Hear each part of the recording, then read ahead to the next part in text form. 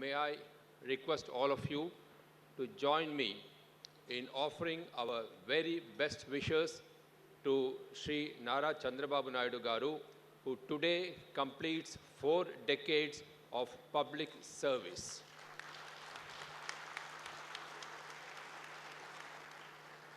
It is in fact exactly today, because tomorrow I think he starts. Well, ladies and gentlemen, I'm extremely happy to be present here on the occasion of the valediction of this wonderful summit. For me, this has been a hat trick, the third time that I'm coming into for this summit, and my relationship with Mr. Chandrababu Naidu, for your information, is now exactly 3 decades old. So it is not that I have known Mr. Chandrababu Naidu only today after becoming the governor of Andhra Pradesh and Telangana. The man who is known for his mission and his vision and his execution. That is what Chandrababu Naidu sums up and all. Today, as we talk of global integration, the globe has become, the whole world has become a global village. And I think all of us owe it a duty to sort of satisfy humanity at large. I think people's happiness is paramount today and nothing else.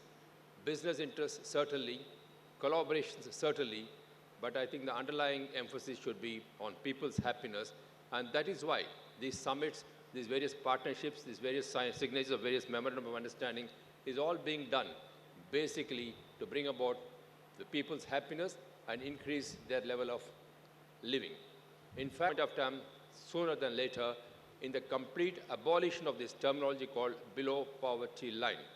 There shall be no poverty, and I'm confident that with Mr. Chandrababu's efforts, poverty shall vanish from the state of Andhra Pradesh, and this concept of below poverty line will no longer exist, which means we will be able to use our resources more fruitfully for developmental activities.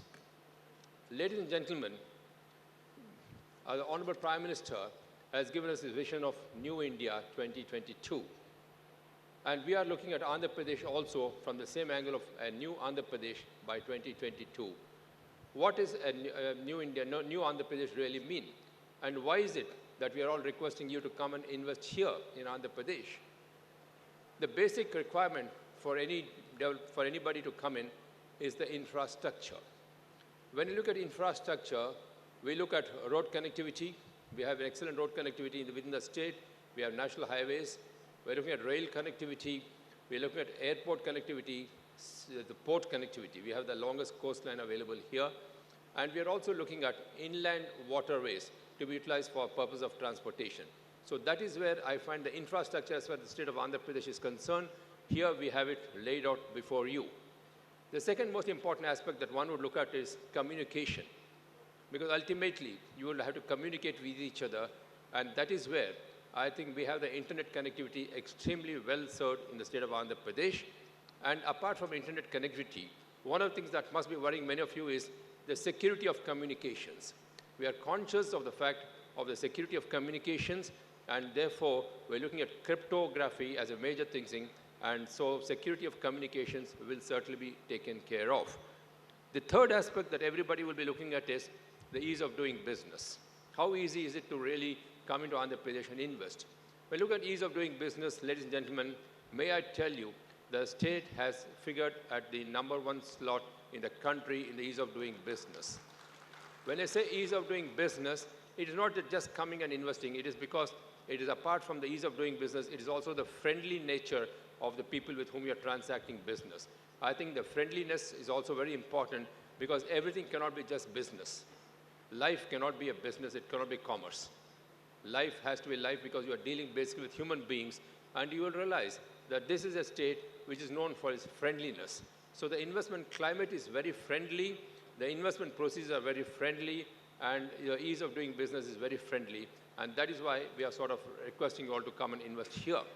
The fourth factor that one would look at is what is the security environment before you go in for an investment? Because every investor is going to ask this question, how secure is my investment? I, as the first citizen of the state, can assure you that this state is absolutely secure from all angles. There will be no fear of your investment going awry as far as this state is concerned. In terms of security, I think we are right on top. The other factor that we all look at is the environmental factor. How good is the environment? The investment environment or also the overall environment. Greening is one of our major things because we are also well against pollution. So I will also request that any investment which comes into the state, please keep the environment, let it be environment friendly, and let us sort of ensure that pollution is kept away from us. Yet another thing that one would look at is energy security. When you look at energy security, here we have it. We have energy available 24/7. We are not only looking at thermal energy, but we are also looking at alternate source of energy, solar energy. Solar energy is something in which we have gone in a very big way in the state, because that is one thing which is going to lose, because sunshine has benefited Andhra Pradesh. The sun always shines over this state, and that is one advantage that we'll have if we come in here in terms of solar energy. Then we look at other factors like what are all the prospects. The avenues are wide and large. You name it, and the avenues available for you, starting from aqua to physiculture to aquaculture to business environment to technology. Technology is one thing which I think is something the order of the day. Well, I was the other day, I was reading somewhere that we're probably going to establish one of the biggest AI units in Amaravati. Let me tell you, gracious ladies and gentlemen, that today you're all talking of artificial intelligence. We by nature, India by nature, has always had natural intelligence procedures. And let me tell you, ladies and gentlemen, that in our country, the computing capability of the human brain is much faster than probably a supercomputer in many cases. And our brain retention power. I mean, we're talking of artificial intelligence today. I mean, here are people who can probably recite, because over the years, it has been by word of mouth that the word knowledge has been transmitted in this country. And therefore, the concept of artificial intelligence and robotics is coming in is most welcome, and we'll be very happy. But while you're looking at technology, my only request is, there's probably an apprehension in some cases that technology is a substitute for human resources. I think that is an apprehension which is not probably born out of facts, but probably a certain imagination, and that I think we need to sort of allay to people, saying technology is more an add-on factor. It is a facilitator. It is something that is going to be a multiply factor and not a substitute. So technology as an alternate, as an add-on factor, as a multiply factor, I think will do wonders for people. And here in Andhra Pradesh, of course, as the Chief Minister has already told you, we have something called the real-time governance. It's almost impossible to work with a man like Chandrababu Naidu. Because he is a man who's all the time looking at his machines and trying to say whether Mr. Nara Lokesh has smiled when I said this or did not smile. I mean, this is the type of monitoring that this man does. I think in terms of monitoring, I think, sir, you should really be prosecuted because you are monitoring my personal life also. You try and see whether the waste paper basket has been cleared in road number so-and-so or not cleared in so-and-so. I mean, it is a total intrusion. It's almost intrusive technology is what Mr. Chandrababu Naidu has gone in by this concept of real-time governance, but it really plays wonders. It keeps people on their feet all the time. And that is, I think, very necessary for development purposes. Because today, whatever we are doing in terms of technology is really more as a facilitator, as to multiply the advantage that we are going to get out of investments.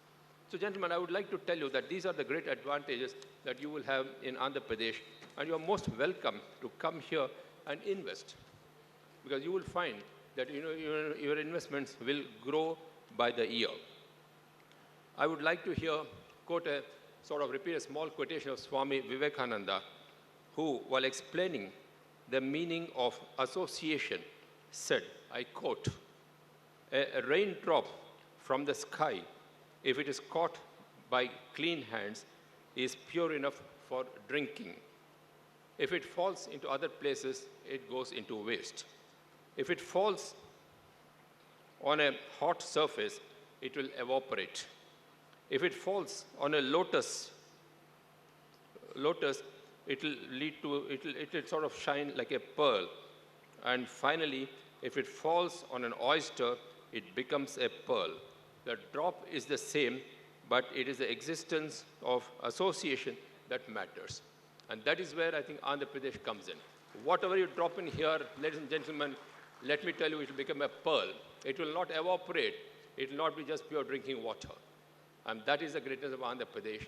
And to conclude, I would like to say, Deviyon Sajjano, विकास का नारा आंध्र प्रदेश हमारा। धन्यवाद।